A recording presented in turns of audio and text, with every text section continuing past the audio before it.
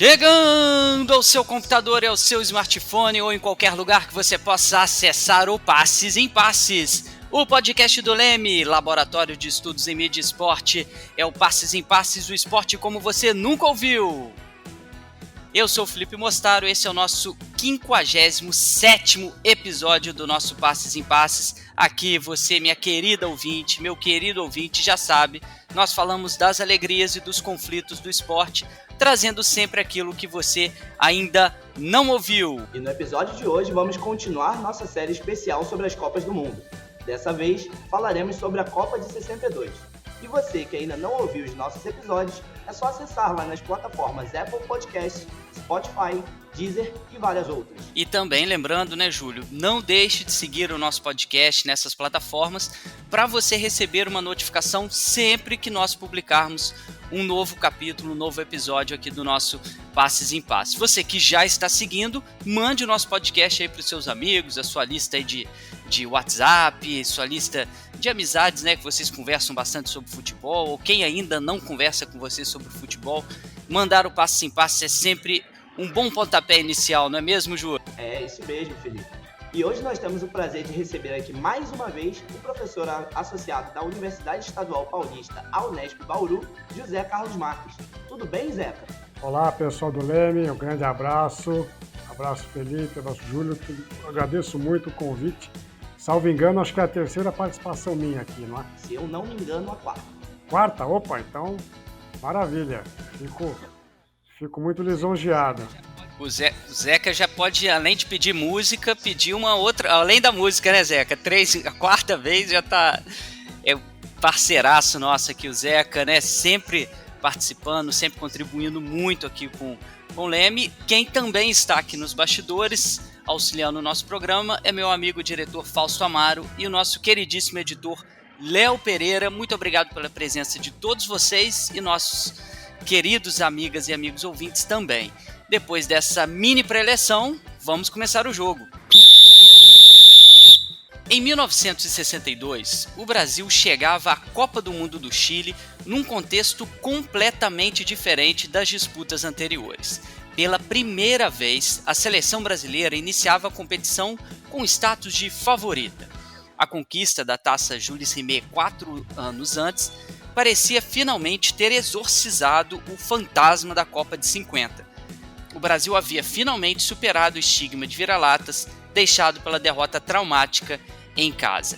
Entre a mídia brasileira havia a crença de que novamente seríamos campeões. E com a base do time campeão na Suécia, o selecionado nacional partiu em busca do bicampeonato no Chile. O sentimento de nacionalismo emanava para dentro de campo, com time, torcida e imprensa acreditando em um novo triunfo em terras chilenas.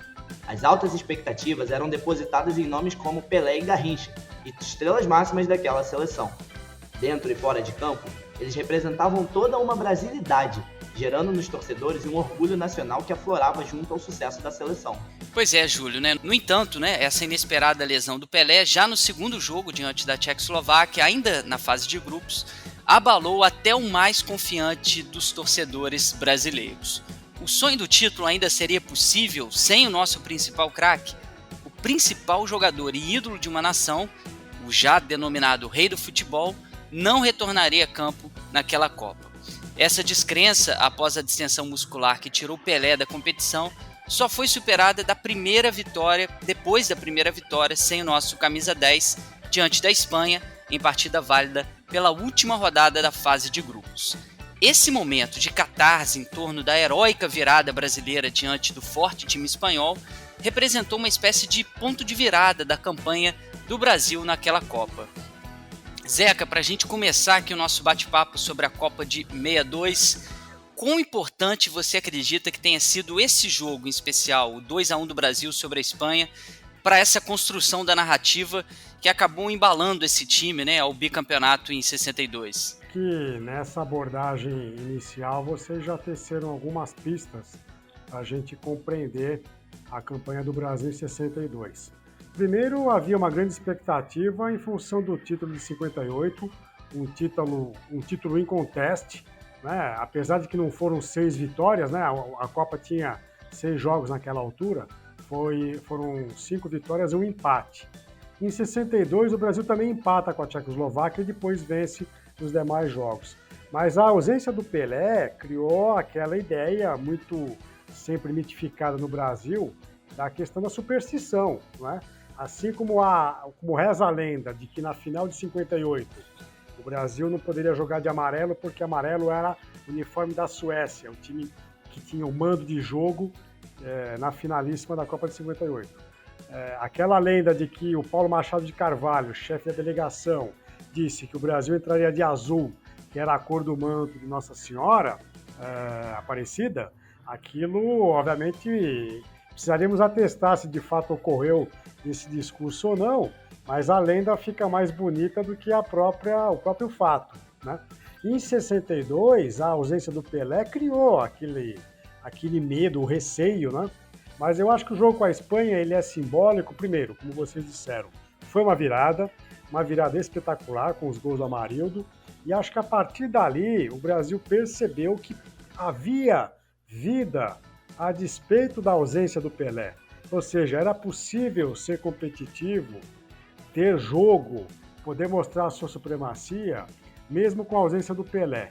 E acho que a entrada do Amarildo foi assim uma daquelas felicidades de Copa do Mundo que nem sempre acontece, não é? O Brasil já era uma seleção envelhecida, era praticamente o time de 58 menos o Bellini, e aí o Pelé que sai também, não é? Mas praticamente era o time que disputou a final de 58 com duas, três alterações, então era um time também que já não estava na sua plenitude da forma física, não é? Obviamente excetuando-se o Pelé, que em 58 jogou com 17 anos. Mas esse jogo com a Espanha, e até pela circunstância dos gols, né, eu acho que deu aquela força de confiança que talvez tenha ficado um pouco num déficit de autoconfiança, porque o jogo com a Tchecoslováquia foi um empate em 0-0, né? E acho que o jogo com a Espanha dissipou qualquer tipo de dúvida e de temor. E em dois momentos distintos ao longo da competição, o Brasil esteve envolvido em controvérsias de arbitragem. Na primeira, justamente durante essa emblemática partida contra a seleção espanhola, Nilton Santos comete um pênalti e malandramente dá 2 passos à frente, levando o juiz a erroneamente marcar a falta fora da área. Na segunda, Garrincha foi expulso na semifinal diante dos donos da casa após dar um pontapé em um adversário. No entanto, o relato da agressão não constou na súmula e Mané pôde disputar a final contra a Tchecoslováquia. Esses 2 episódios fortaleceram o estereótipo do brasileiro malandro e enganador. Zeca, de qual forma o esporte pode influenciar na criação de preconceitos? Olha, eu acho que o texto está muito... Vocês foram felizes no texto, né? No sentido de que o esporte pode influenciar e fortalecer o estereótipo. Eu diria a vocês que essa ideia da malandragem brasileira, ela não nasce em 62. Eu diria que é algo intrínseco à formação da cultura brasileira. Essa figura do Pedro Malas Artes, do malandro, aquela coisa meio macunaímica, né, de se virar diante das adversidades. No Rio de Janeiro, vocês podem falar melhor do que eu, a questão do malandro carioca, né? O malandro do morro, do samba, aquela cultura de Porto, né? O Porto, onde convivem ali os marujos, aquelas cenas de bar, de prostituição, a zona do Baixo Meretrício.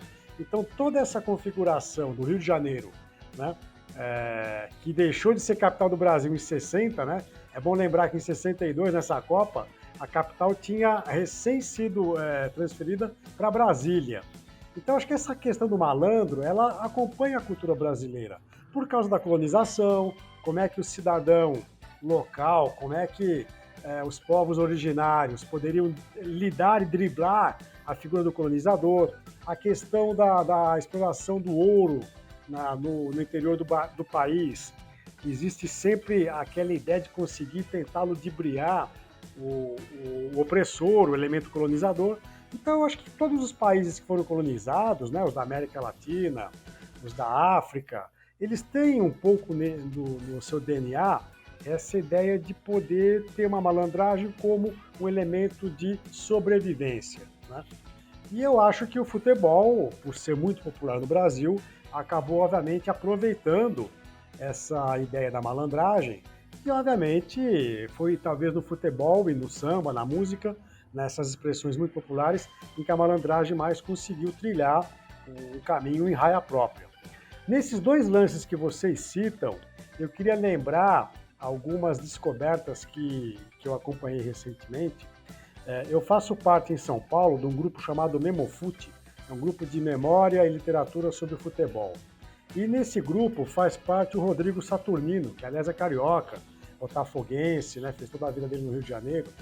E ele mostrou para nós recortes de jornais de 62 que diziam o seguinte, né, o Garrincha, a princípio, não estaria suspenso do jogo final, porque naquela época não havia cartão amarelo e cartão vermelho, os cartões só compareceram nas Copas do Mundo a partir de 1970 no México.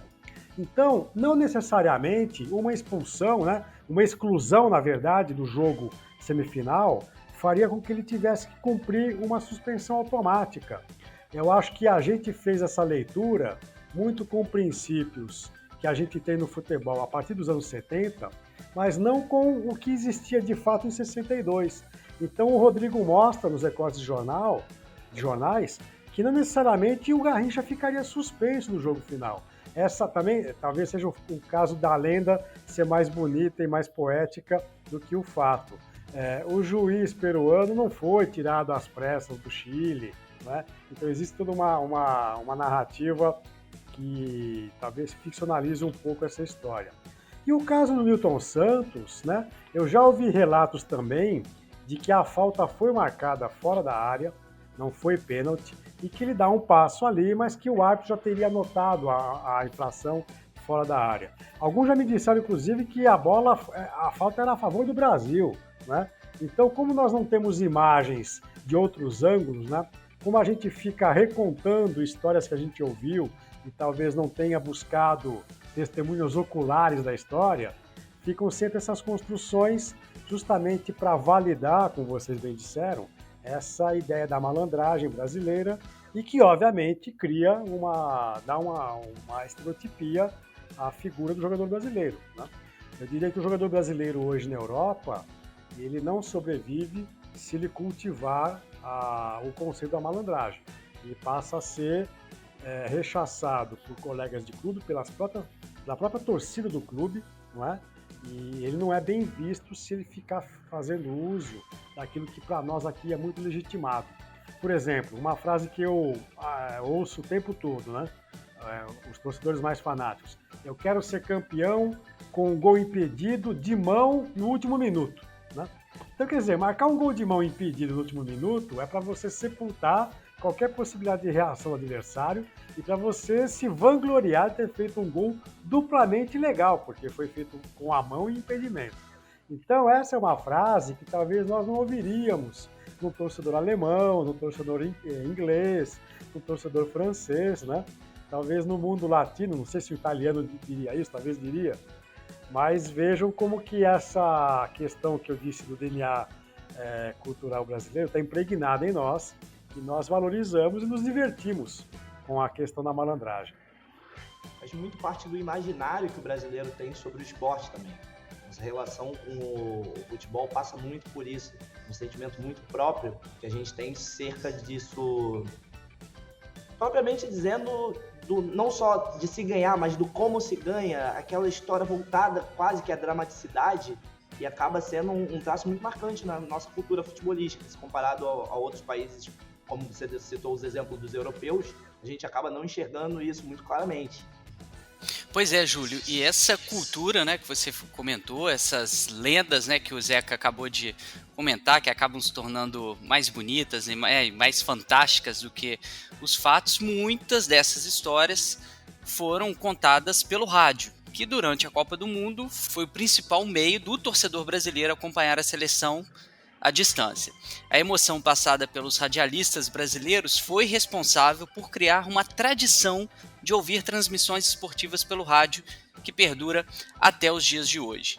A figura do torcedor, portando seu radinho de pilha, foi uma febre durante a Copa de 1962, consolidando essa edição como a Copa do Rádio. Com empolgação em torno da seleção canarinho, a cobertura radiofônica se tratou de um verdadeiro fenômeno. Ô Zeca, como que se explica, né, essa relação que vai muito do lado afetivo do torcedor brasileiro com o rádio e já incluindo também, né, essas anedotas que são fantásticas, né, que tornam a história do futebol brasileiro mais fantástica do que ela pode ter sido, né? Como que o rádio tem um impacto nisso? Bom, primeiro, eu acho que locutores de rádio, eles procuram reconstruir um jogo que nem sempre é o jogo que está sendo jogado dentro de campo, né? Veja, locutores ficam em cabines que em alguns estádios permanecem a muitos metros de distância do campo de jogo. Eu, por exemplo, vou contar para vocês experiências minhas no Maracanã. Eu já fiquei na arquibancada do Maracanã e por 2 ou 3 ocasiões eu não vi a bola entrar e o árbitro deu gol, né? Numa delas a bola foi por fora, eu achei que tinha sido gol. E quando eu cheguei ao hotel em que eu estava hospedado, eu fui rever o lance. Era um jogo Flamengo e Bangu, por exemplo. O gol do Flamengo entrou assim 2 metros, né? O goleiro tirou de dentro e eu achava que não tinha entrado a bola. De onde eu estava sentado, eu estava assim na parte central da arquibancada, bem próximo ao meio de campo, né? Então, dali de onde eu estava, eu achei que não tinha sido gol. E na televisão, a imagem mostrava que a bola tinha entrado 2 metros. Então, eu acho que os locutores, primeiro, em muitos casos, têm uma visibilidade muito ruim para transmitir os jogos, né? Não é à toa que o Ari Barroso inventou a ideia da gaitinha, porque ele transmitia os jogos no meio da torcida na arquibancada. A gaitinha era uma espécie de vinheta para que as pessoas percebessem que tinha saído um gol, porque o grito dele era abafado pela euforia dos torcedores da arquibancada. Então essa é uma questão, né? As dificuldades de fazer uma transmissão de rádio. Depois o rádio, como não tem imagem, né? Eu vou pegar aqui um pensador canadense, que é o Marshall McLuhan, ele diz que o rádio é um meio quente. Às vezes eu digo isso, as pessoas acham que eu estou falando mal do rádio. Pelo contrário, o meio quente é aquele que potencializa um sentido humano, e no caso a audição, né? Então isso seria um privilégio do rádio, na verdade, seria um elogio ao rádio, e não uma crítica, né, que muitas pessoas às vezes acham. E eu acho também que tem aquela ideia da espetacularidade, porque você não tem a imagem, né? E como não tem imagem, é preciso atrair a atenção dessa pessoa que só está, obviamente, usufruindo do registro sonoro, né? Se você só tem registro sonoro, é óbvio que você vai ter uma série de firulas e volteios linguísticos, né, com muitas metáforas, muitas hipérboles, para poder chamar a atenção do público ouvinte. No caso da imagem, isso não seria tão necessário, porque a imagem falaria por si só. Mas veja que interessante, a televisão brasileira, ela é muito influenciada pelo rádio brasileiro. Os profissionais de televisão, no início, mas a maioria, provenientes do rádio, e as locuções televisivas no Brasil, de esportes, especialmente do futebol, ficaram até hoje muito contaminadas pela locução radiofônica. Não é à toa que um grande exemplo disso é o Galvão Bueno. Galvão Bueno, ele narra, ele comenta, ele faz reportagem, ele não para de falar um segundo, né? Ele não dá respiro para que a gente possa usufruir e fruir a imagem. Então eu acho que isso, Felipe, é típico desse meio quente, né, que é o rádio, em que a gente potencializa o sentido humano para chamar e atrair a atenção do público ouvinte. É natural, né? Óbvio, aqui no Brasil e nos países latinos, né, na Colômbia, na Argentina, existe essa hipérbole e essa metáfora elevada às últimas consequências. Algumas transmissões de rádio na Europa são um pouco mais comedidas ou não são assim tão fantasiosas como as que a gente tem na América Latina. Já fazendo um gancho dessa questão do rádio e as transmissões, uma novidade que surgiu em meio à disputa dessa Copa do Mundo de 62 foi a possibilidade de se ver esses jogos em videotape, em vídeo. Muito embora as fitas contendo a transmissão dos jogos chegassem apenas dias depois da realização das partidas, a possibilidade de assistir às vitórias do time brasileiro em vídeo se tornava um atrativo para o já crescente público da televisão. Nelson Rodrigues, que inclusive já foi o personagem principal de um programa aqui do Passes em Passes, com participação do Zeca, o episódio 35, tinha, contudo, uma visão bastante negativa acerca do recurso de VT. Dentre as suas alegações estava de que o som das narrações e o vídeo era muito descoordenado e que, na sua opinião, prejudicava a transmissão. Zeca, na sua opinião, que fatores explicam a evolução dessas transmissões televisivas nos anos seguintes? E o Nelson Rodrigues, de fato, ele preferia a locução radiofônica justamente porque o que ele fazia nas suas crônicas era algo muito próximo da transmissão do rádio, por causa daquelas fantasias, imagens hiperbólicas, que é o que ele transpunha para a sua escrita, né? Eu acho que isso que você perguntou é a mesma experiência que eu já citei, de ver um jogo no Maracanã, em que, para mim, a bola não tinha entrado, vendo o jogo ali ao vivo, e depois chegar à minha casa e no videotape eu perceber que a bola tinha ultrapassado a linha do gol com uns 2 metros, né? Então, a imagem tem, às vezes, essa ideia de que ela é muito fidedigna ao fato, né? Mas eu também acho, e ainda mais hoje com a questão do VAR, do árbitro de vídeo, que às vezes a imagem também pode ser demonstrar alguns equívocos, como quando a gente tem um ângulo que esconde ou mascara alguma jogada, alguma ação de um jogador, e um ângulo contrário vai mostrar que, de fato, houve um puxão de camisa, houve um pontapé no tornozelo do jogador adversário. Então, acho que a imagem também tem que ter aqui uma certa relativização, porque nem sempre ela é algo fidedigno ou um espelho da realidade, como muita gente procura tentar transparecer, né?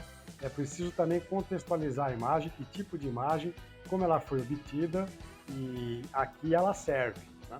Mas o videotape em 62 também, além do atraso, ele tinha ainda praticamente 2 ângulos de câmera. Então, era uma novidade para a época, obviamente, mas não se compara com os recursos que nós temos hoje. Naquela altura, eu acho que ainda impactava o público com o fato de estarem podendo observar jogadas que eles já tinham ouvido no rádio 2 dias antes e que já tinham lido o relato daqueles jogos nos jornais impressos, né? Preciso lembrar também que o jornal impresso era muito consumido para esse público aficionado pelo futebol naquela época. Maravilha, Zeca. Agora a gente vai fazer uma breve pausa para o nosso quadro Toca a Letra.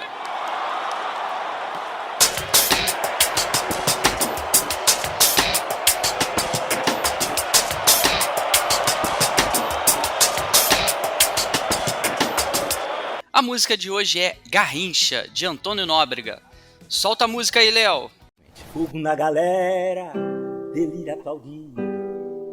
Um anjo torto, barroco a sorrir. Garrincha no nome, nas pernas garruchas. No chute o morteiro, um canhão de bucha. Fogo na galera, delira aplaudir. Um anjo torto, barroco a sorrir. Garrincha no nome, nas pernas garruchas. No chute o morteiro, um canhão de buchas. Um deus dos estádios, abrindo retancas. Um desengonçado que as redes balança. Mandinga, catimba, a lógica tática de nada valia para as pernas mágicas. E mais um gol de letra, de placa um golaço. A bola lhe adora e corre pro abraço. Malas artes do jogo, driblando o zagueiro. Um bobo da cor de um herói brasileiro. Sem Maracanã, sem drible na área. Na noite sem grito, estrela solitária. Partiu, foi morar na constelação, deixou pátria órfã, sem circo a nação.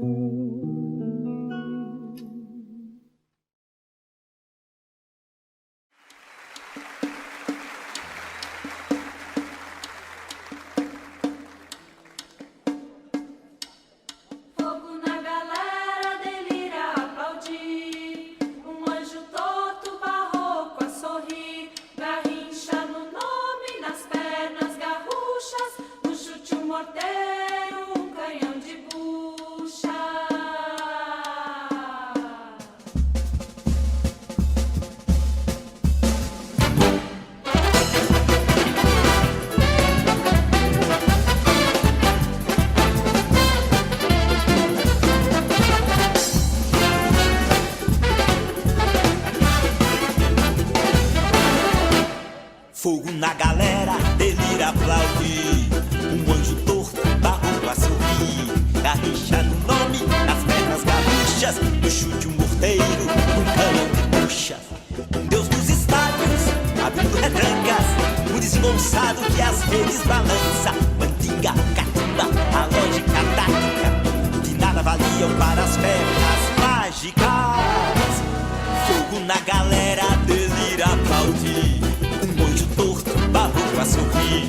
Garrincha no nome, nas pernas gaúchas. No chute um morteiro, um canhão de buchas. Um deus nos estádios, abrindo retrancas. Um desengonçado que as redes balança. Mandinga, catimba, a lógica tática. De nada valiam para as pernas mágicas.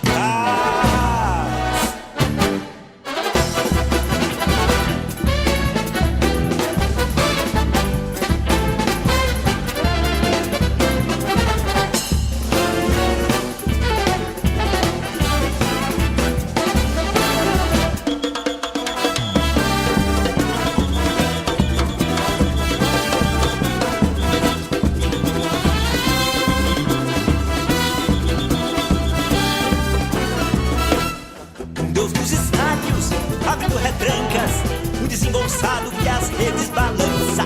Mandinga, catimba, a lógica tática. De nada valiam para as pernas mágicas. Mais um gol de letra, de vaco, golaço. A bola lhe adora e corre pro abraço. Malazares do jogo, driblando os zagueiros. Um gol pra corte, um herói brasileiro. Sem Maracanã, sem drible na área, na noite sem grito, estrela solitária. Partiu, foi morar na constelação, deixou pátria órfã, sensível à nação.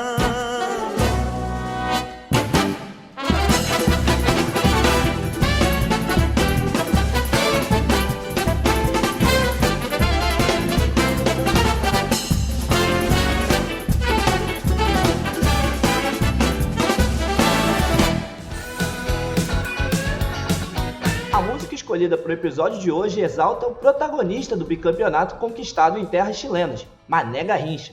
A canção de Antônio Nóbrega realça a irreverência e o estilo de jogo driblador do anjo das pernas tortas. Garrincha, aliás, foi tema do episódio do Passes em Passes número 37. O craque do Botafogo e da seleção encarna como nenhum outro o futebol arte, peça-chave na construção identitária do futebol brasileiro. Zeca, de que forma esse protagonismo do Garrincha na conquista dessa Copa, sem a presença de Pelé, principal ídolo da nação, marcou as relações de idolatria no esporte brasileiro? Bom, eu acho que o Garrincha, ele cumpriu nessa Copa a plenitude da sua forma enquanto jogador, né, habilidoso, técnico, com algumas jogadas que entraram para o imaginário do futebol brasileiro. O gol da virada contra a Espanha, né? Ele permanece com a bola na ponta direita, ele vai, volta para o meio de campo, depois vai à linha de fundo, cruza, o Amarildo faz o gol.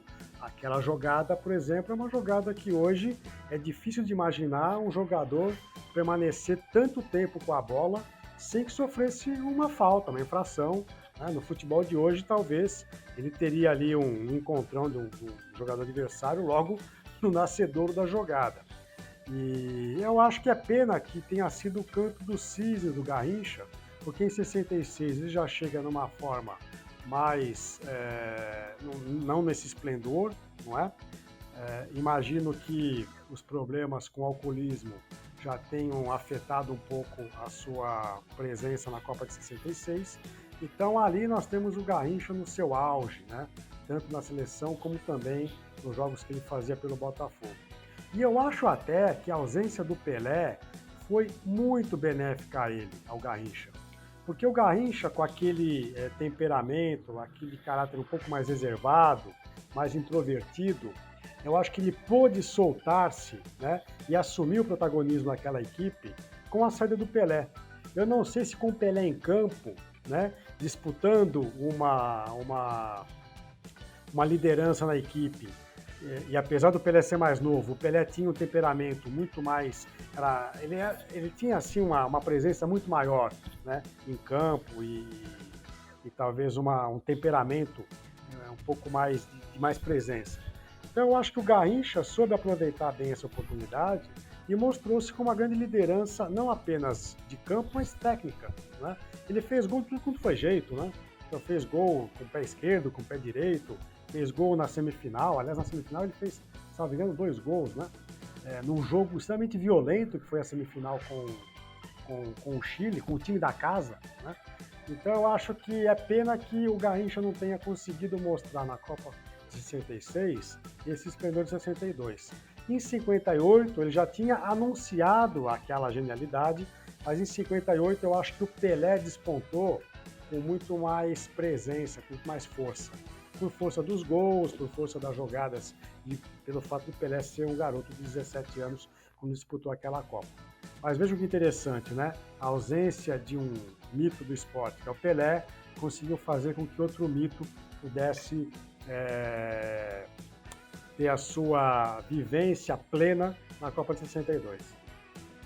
Esse é o episódio número 57 do nosso Passes em Passes, o esporte como você nunca ouviu. Compartilhe sempre o programa com seus amigos e nos ajude também a fazer o nosso podcast.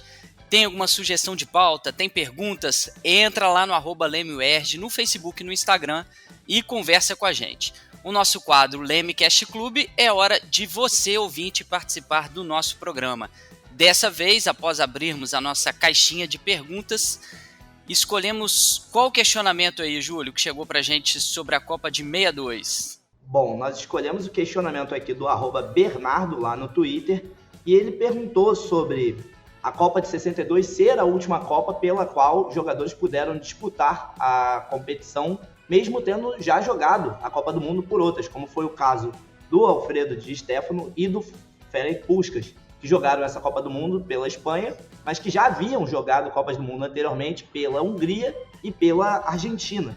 Ele pergunta por que isso aconteceu. Olha, Júlio, eu imagino que a FIFA tenha estabelecido a partir de então a impossibilidade de um mesmo jogador disputar jogos oficiais pela seleção principal de seu país que já tivessem disputado anteriormente. Isso aconteceu também para evitar o que a Espanha fez em 62, que foi justamente recrutar esses craques, né?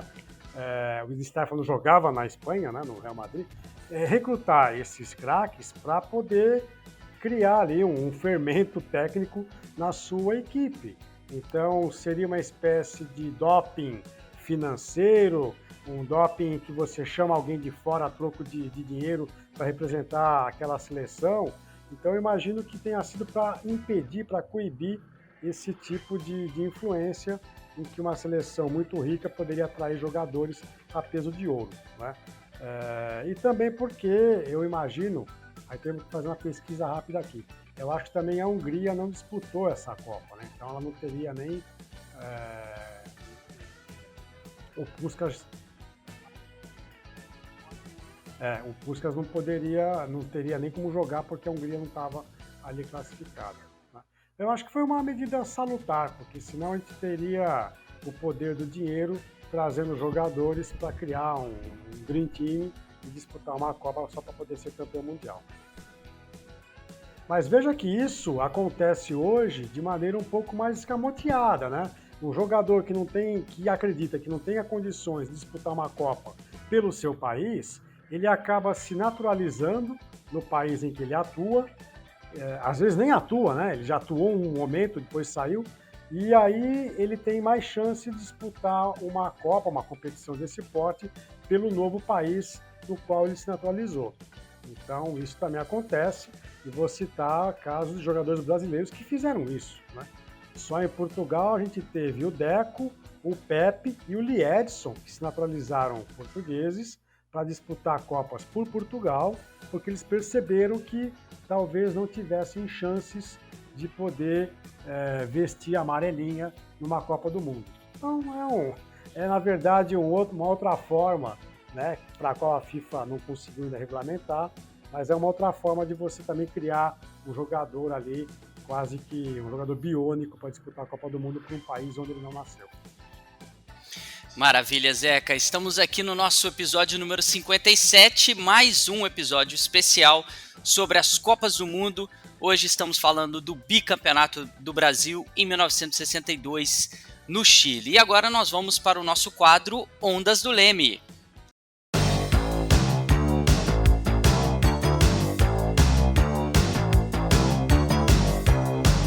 No quadro Ondas do Leme, a gente sempre faz alguma indicação de livros, séries e filmes que vão auxiliar você no aprofundamento do tema abordado neste episódio. Zeca, você tem alguma recomendação para os nossos ouvintes sobre o tema de hoje? Tenho, fiz aqui uma pequena pesquisa. A Hungria disputou a Copa sim, tá? Então acho que o Puskás, de fato, ele foi a peso de ouro para a Espanha para não disputar pelo seu país natal. E a Argentina também disputou, então o Di Stéfano, que é argentino, também poderia disputar pela Argentina, mas acabou não disputando. Então olha só que interessante aí. Eu acho que o que a gente tem é aquela coisa meio óbvia, né? Eu teria duas dicas. A primeira dica é o filme Garrincha, Alegria do Povo, né? Que foi feito em 62. Eu acho até que muita parte da produção desse filme é anterior à Copa, né? É um filme do Joaquim Pedro Andrade, é uma espécie de... Ele começa como um documentário e depois, um dos roteiristas é o Armando Nogueira, botafoguense. O filme, eu acho que depois ele quer fazer uma análise sociológica sobre o futebol brasileiro e acho que ali perde um pouco da força, né? De qualquer maneira, é no Garrincha Alegria do Povo que estão as imagens de jogo do Garrincha, que são imagens utilizadas até hoje em qualquer meio televisivo ou qualquer documentário que queira falar sobre o jogador, né? Não tem muitos registros televisivos do Garrincha e nesse filme Garrincha Alegria do Povo existe ali a maior parte das cenas que a gente se acostumou a ver na televisão. E a outra dica é um livro do Stanislau Ponte Preta, que é o pseudônimo do Sérgio Porto, um jornalista carioca que morreu muito jovem, problema cardíaco. O Sérgio Porto, né, por meio desse pseudônimo Stanislau Ponte Preta, ele cobriu a Copa de 62 e no livro Bola na Rede, : A Batalha do Bi, esse livro ele foi lançado em 1993 pela editora Civilização Brasileira. Imagino que seja um livro esgotado hoje, mas que em alguns sebos é possível encontrar algum exemplar.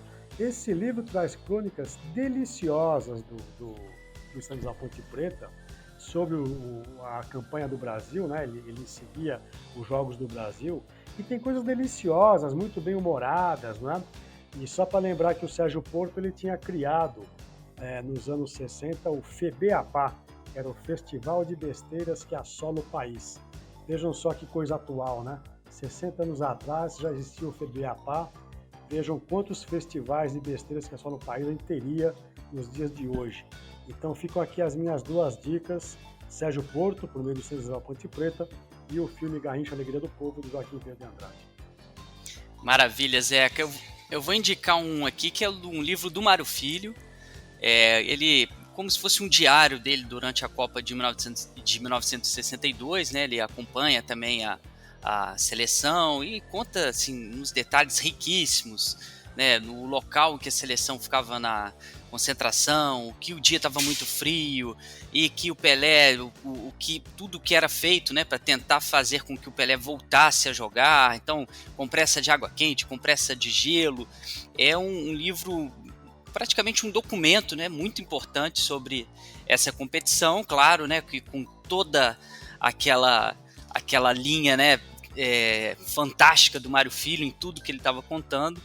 É um livro também que não está em catálogo assim atual, mas em qualquer sebo, né, e em sites também você encontra. O nome do livro é esse mesmo, Copa de 1962, do Mário Filho, um livro que eu recomendo demais para quem quer se aprofundar e quer ouvir um pouquinho mais de histórias sobre essa competição quando o Brasil se tornou bicampeão do mundo.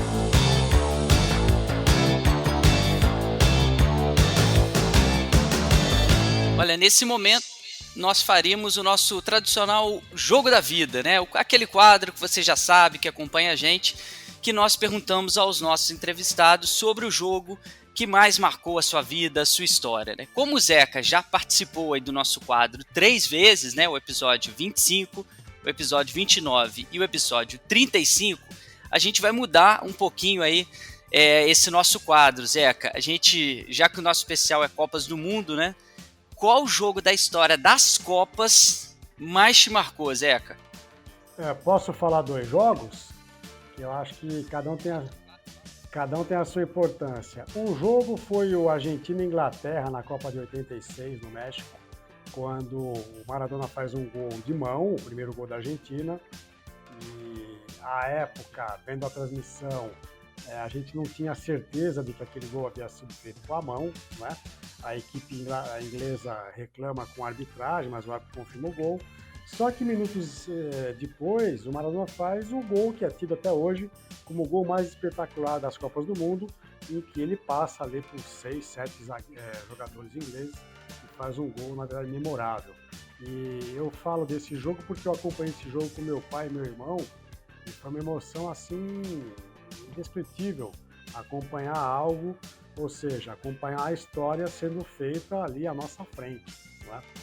E o outro jogo é um jogo da Copa de 1966, em que eu não tinha nascido ainda, eu iria nascer 3 meses depois, 4 meses depois, ou seja, eu estava na barriga da minha mãe, mas eu gosto de brincar que no líquido amniótico que me alimentava, eu já tinha sido contaminado pelo bichinho do futebol por causa do jogo Portugal e Coreia do Norte, né? Minha família toda é portuguesa, né? Eu tenho nacionalidade portuguesa, mas a Coreia do Norte fez 3-0 no primeiro tempo e Portugal já achava que estava dando adeus à Copa, né? Era um jogo de quartas de final, mas depois Portugal conseguiu virar para 5-3, né? Uma das maiores viradas de uma Copa do Mundo, e a minha mãe conta que com essa virada, meu pai, meu tio e meu avô, de tanto festejarem no quarto, onde eles estavam ouvindo o jogo pelo rádio, eles acabaram quebrando a cama de casal da minha mãe e do meu pai. Então eu ouvi tudo isso, percebi sensorialmente tudo isso por meio do líquido amniótico que me alimentava dentro da barriga da minha mãe. Eu diria que esse jogo talvez tenha sido fundamental para eu ter ficado assim tão ligado ao futebol, ou seja, antes de nascer, o futebol já estava impregnado em minha alma. Que maravilha, Zeca, história fantástica. Olha aí, o Zeca já estava ouvindo, né, como sou do rádio há muito tempo antes de nascer, né? É por isso que a Copa do Mundo, né, esse evento tão marcante, né, que mexe com a gente de uma maneira tão impressionante, por isso a gente está fazendo, né, esses especiais aí sobre a Copa do Mundo. Pois é, final de jogo no Passes em Passes. Muito obrigado, amiga e amigo ouvinte. Olha, continue sempre compartilhando com seus amigos. Envie aí seus comentários para o nosso Lemecast Clube e leia o nosso blog, né? comunicaçãoesporte.com, comunicaçãoesporte.com, e siga as nossas páginas nas redes sociais. É só procurar pelo @LemeUERJ, @LemeUERJ. Zeca, 4ª participação aqui no nosso programa. A gente quer te agradecer demais, né? Você é um parceiro antigo nosso aqui do Leme, há muito tempo, sempre contribuindo, sempre presente aqui nas nossas publicações, não só nas publicações, né, acadêmicas, mas nos programas, né, que a gente grava aqui como esse. Eu quero convidar você que não conhece um pouquinho aí da carreira do Zeca. Nós gravamos com ele, tem que dar uma atualizada depois, né, Zeca? Em 2015, um breve histórico aí sobre a carreira acadêmica, está lá no nosso YouTube, então você pode correr assim que terminar de ouvir o nosso programa no seu tocador de podcast preferido e escutar um pouquinho, né, ver também um pouquinho da história do Zeca, dessa sua trajetória acadêmica. Valeu mesmo, viu, Zeca? Ô, Felipe, eu é que agradeço o Júlio, o Fausto, toda a equipe aí, o Ronaldo Elau, um grande abraço. É um enorme prazer colaborar com vocês, eu estou à disposição para as próximas. Espero que ainda venham outras participações aqui no podcast de vocês. Grande abraço e obrigado. Com certeza. Daqui a pouco o Zeca aparece aí na sua 5ª aparição no nosso Passes em Passes. Júlio, querido, valeu pela nossa tabelinha hoje. Falamos de 62, né? Ia falar que seria uma tabelinha Pelé e Garrincha, mas foi uma tabelinha Garrincha e Amarildo, né? Pois é, Felipe, primeira participação aqui dessa dupla e com certeza rendeu bastante. Muito obrigado por todos vocês ouvintes. Agradecer de novo ao Zeca, que se predispôs aqui prontamente a participar com a gente. O Passes em Passes é uma realização do Laboratório de Estudos em Mídia e Esporte e do Audiolab da UERJ, com a coordenação geral do meu querido amigo Ronaldo Elau, direção também do meu amigo Fausto Amaro, roteiro e produção Júlio César Barcelos e da Carol Fontinelli, edição do Léo Pereira. O nosso programa, você já sabe, é quinzenal e esperamos vocês no nosso próximo episódio. Vem muita coisa boa por aí. Segue a gente. Passes em Passes, o esporte como você nunca ouviu.